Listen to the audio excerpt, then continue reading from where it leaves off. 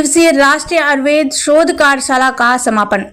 Doctor Sarvepalli Radhakrishnan Rajasthan Ayurveda विश्वविद्यालय जोधपुर के कुलपति प्रोफेसर प्रदीप कुमार प्रजापति के सानिध्य में राष्ट्रीय भारतीय चिकित्सा पद्धति आयोग नई दिल्ली द्वारा post graduate institute of Ayurveda के सभागार में चल रहे स्नातकोत्तर छात्रों के गाइड के शोध एवं कौशल संवर्धन से संबंधित 3 दिवसीय वैज्ञानिक लेखन शोध अखंडता और प्रकाशन नैतिकता वर्कशॉप के तीसरे एवं अंतिम दिन अलग अलग विषय पर विशिष्ट व्याख्यान आयोजित किए गए। वर्कशॉप के समापन समारोह में कुलपति प्रोफेसर प्रदीप कुमार प्रजापति ने प्रतिभागियों को संबोधित करते हुए कहा कि इस राष्ट्रीय भारतीय चिकित्सा पद्धति आयोग नई दिल्ली द्वारा पीजी गाइड ओरिएंटेशन कार्यक्रम से शिक्षकों को उनके क्षेत्र में नवीनतम शोध और विकास के बारे में जानकारी मिली।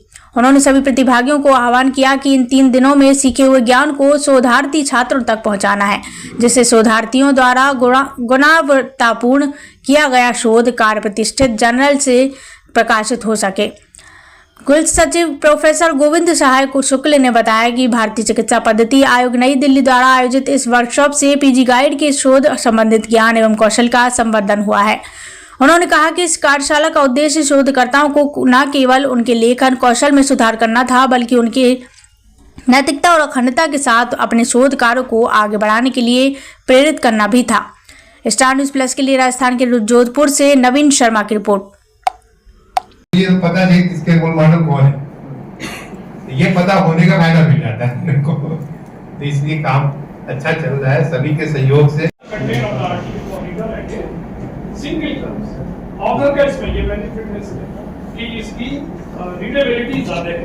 अब एक स्टडी भी साइट कर दिया गया कि टेक्सचुअल इनका कंपैरिजन टू ग्राफिकल, तो उसकी रीडेबिलिटी और एक्सेप्टेबिलिटी ज्यादा है।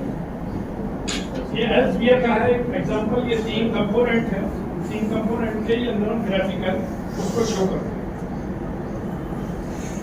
अब जो सबसे ज्यादा आजकल लिखा जा रहा है जो जर्नल वो स्ट्रक्चर और वर्सेस अनस्ट्रक्चर। स्ट्रक्चर में अंदर ये होता है, ये सब हेडिंग्स ये तो हमारा नेगेटिव बताए, नेगेटिव पेपर भी हमने लिखा नो रिजल्ट। और आपका ट्रेंड इस समय का ये हो रहा है कि आप अच्छे जर्नल में जाएंगे तो मैक्सिमम टाइम एक पेपर मेरा 10 बार रिजेक्ट हुआ है, 10 बार रिजेक्ट हुआ है। आप समझ सकते हैं 10 टाइम्स रिजेक्ट होने के बाद आईआईटी के असिस्टेंट प्रोफेसर एसोसिएट प्रोफेसर के साथ पटेल जी के साथ 10 बार रिजेक्ट होने के बाद पब्लिश और इम्पैक्ट फैक्टर 6.5। तो इसलिए कभी कभी ये घटनाएं घटती हैं। और अभी भी 3 पेपर में रिजेक्ट होकर मेरे हाथ में, अभी हमें बैठना है, सेलेक्ट करना है कि इस जर्नल में भेजना। बच्चे परेशान हो रहे हैं हमने कहा भैया टाइम मिलने दो हमको, फिर बताते हैं। अभी भी बात हो गया।